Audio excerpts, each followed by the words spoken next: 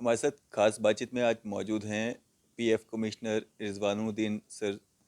Sir, आपसे जानना चाहेंगे ये जो ईडीएलआई स्कीम है ये क्या है और कितने लोग इसका लाभ जो है अभी तक ले चुके हैं।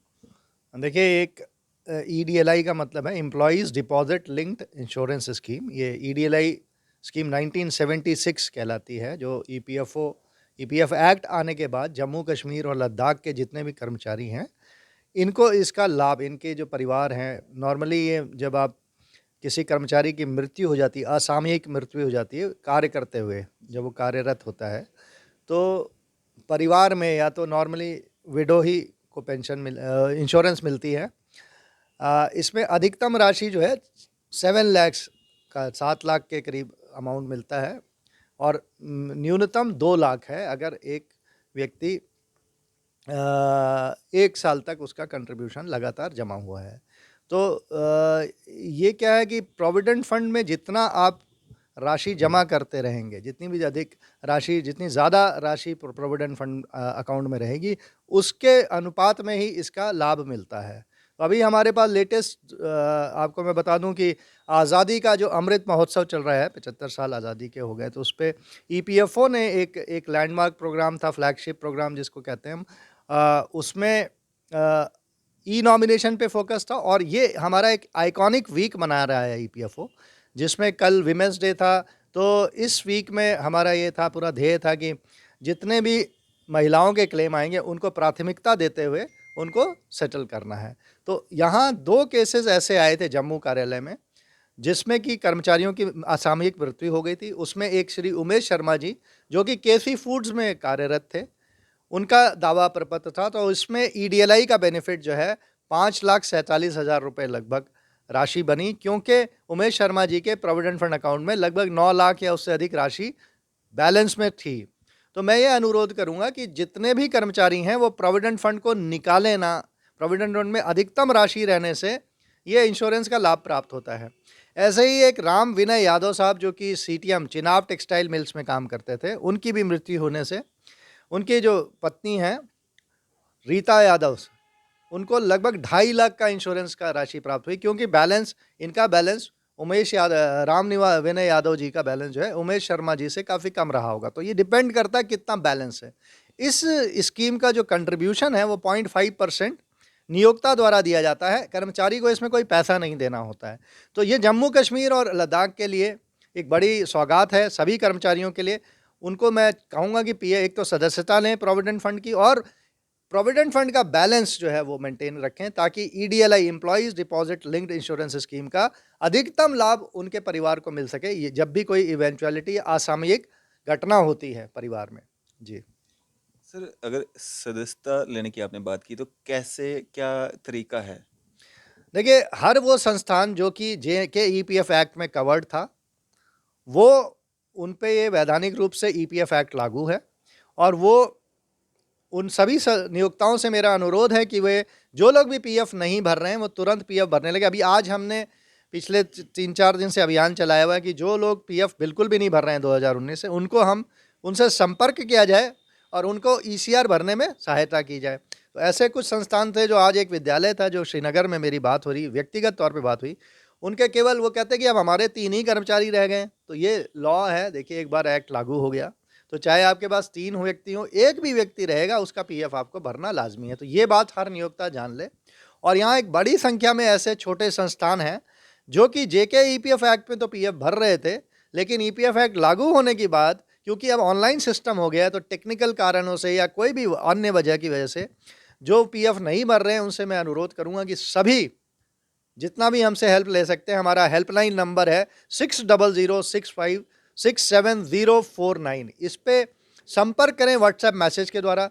उनको यूज़र आईडी, पासवर्ड वगैरह क्रिएट करने में कोई दिक्कत हो, पीएफ कोड जानने की अगर उनको कोई आवश्यकता हो, इस सारी चीज़ों की मदद हम इस व्हाट्सएप नंबर के थ्रू करेंगे, और आपके माध्यम से भी करेंगे। इसीलिए आप लोगों का मैं बहुत आभारी हूँ कि आप समय समय पर आके हमारी ईपीएफ एक्ट और इसकी स्कीम्स, इसके तहत 3 स्कीम्स हैं, पीएफ स्कीम, ईडीएलआई स्कीम और पेंशन स्कीम। अब एक पेंशन स्कीम जो पहले जेके जम्मू और कश्मीर में लागू ही नहीं थी, ये नवंबर 2019 से आई, और कल हमने पिंकी देवी के 3 दावे निष्पादित किए। पिंकी देवी जो क्लेमेंट हैं उनको फॉर्म 20 यानी प्रोविडेंट फंड का पैसा भी दिया गया, 5IF यानी इंश्योरेंस का पैसा भी उनको मिला, और उनका 10D फॉर्म यानी पेंशन। पिंकी देवी जो है वो विडो हैं, तो उनको उनके हस्बैंड का डेथ हो गया था, तो उनको पेंशन का लाभ है लाइफ लॉन्ग। जब तक पिंकी देवी जीवित रहेंगी तब तक उनको पेंशन प्राप्त होगी। तो ये बहुत बेनिफिशियल स्कीम्स हैं, लाभदायी स्कीम्स हैं। अगर इनका फ़ायदा हमारे सभी कर्मचारियों को लेना चाहिए, और ये खासकर वो वर्ग जो कि जिनकी आय बहुत कम होती है उनके लिए पेंशन स्कीम एक वरदान है, तथा ये इंश्योरेंस स्कीम, ये दोनों ही स्कीम्स बहुत लाभकारी हैं। इसलिए मैं सभी नियोक्ताओं से अनुरोध करूंगा कि तुरंत जहां भी उनके पीएफ के चालान रुके हुए हैं वो तुरंत अपना ईसीआर जमा करें, ताकि कर्मचारियों को इन सामाजिक सुरक्षा का लाभ मिल सके। जी रिजवान सर, काफ़ी देखा जाता है कि लोगों का जो पीएफ कटता भी है वो साल 2 साल के बाद जो है उनको बड़ी जल्दी रहती है कि वो पीएफ निकलवालें, अपने कुछ काम काज उनको करवाने होते हैं, तो वो उनकी नज़र जो है पीएफ पे रहती है कि पीएफ निकलवाते हैं, हम अपना काम करवाते हैं। तो ये जल्दबाजी क्यों रहती है, क्या डर होता है लोगों को? ये देखिए, क्योंकि शायद जेके ईपीएफ एक्ट में क्योंकि काफ़ी दिन तक उनका मैनुअल सिस्टम था, क्लेम सेटलमेंट में समय लगता था, तो ये कुछ भ्रांति उनको रही होगी कर्मचारियों को।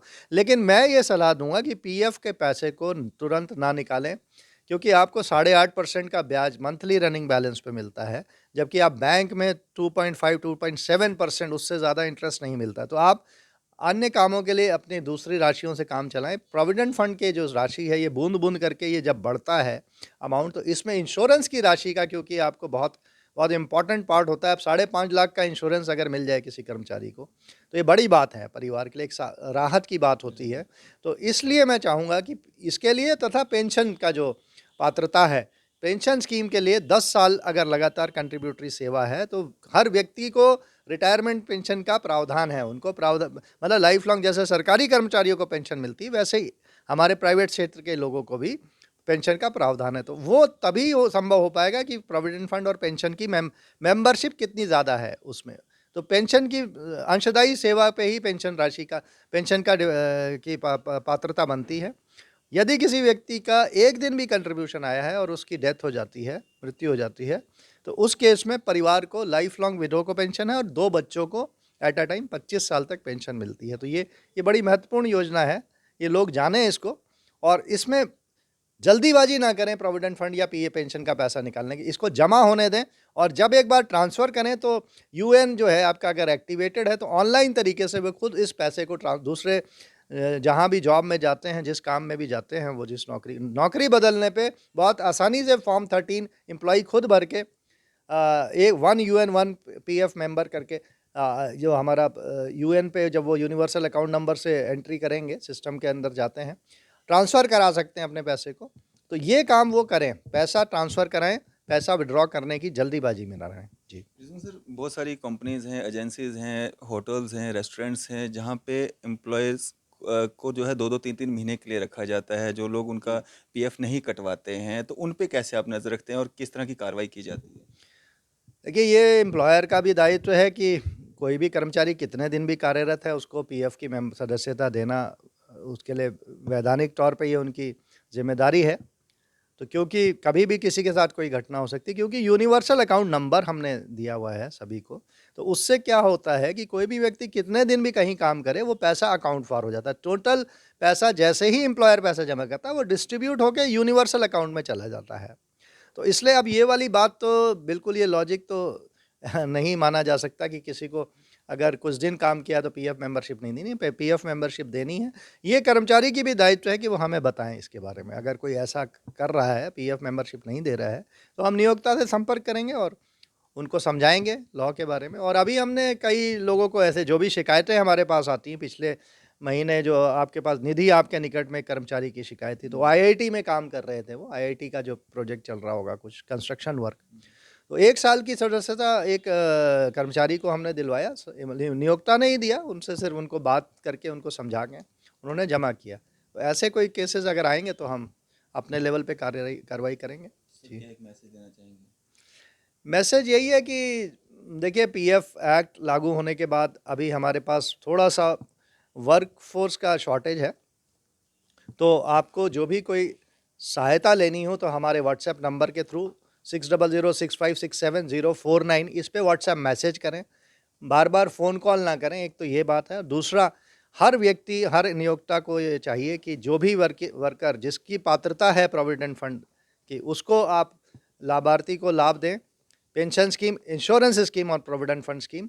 और ये मैं बता दूं कि कुछ लोग इस भ्रांति में रहते हैं कि यदि किसी कर्मचारी की तनख्वाह 15,000 से ज़्यादा है, बेसिक और डीए, उसको पीएफ नहीं देना। ये इसमें एक क्लॉज है, इसको समझ लें इस बात को कि अगर कोई व्यक्ति कभी भी एक बार सदस्य बन गया है तो उसकी तनख्वाह अब आपके यहाँ कितनी भी हो, 15,000 से ज़्यादा भी होगी तो भी उसको मेंबर बनाना उसके लिए मैंडेटरी है एम्प्लॉयर के लिए। तो ये ध्यान रखें कि कोई व्यक्ति अगर कहीं प्रोविडेंट फंड का मेंबर रहा है, इसी आधार पे हमने जो मैंने आईआईटी में बताया, उनका कर्मचारी का वो पहले सदस्य रह चुके थे और उन्होंने पैसा भी विड्रॉ नहीं किया था, तो उनको सिर्फ इसी आधार पे पात्रता दिलाई गई। हालांकि उनकी सैलरी जो है 20,000 30,000 रुपये पर मंथ रही होगी या उससे ज़्यादा भी रही हो।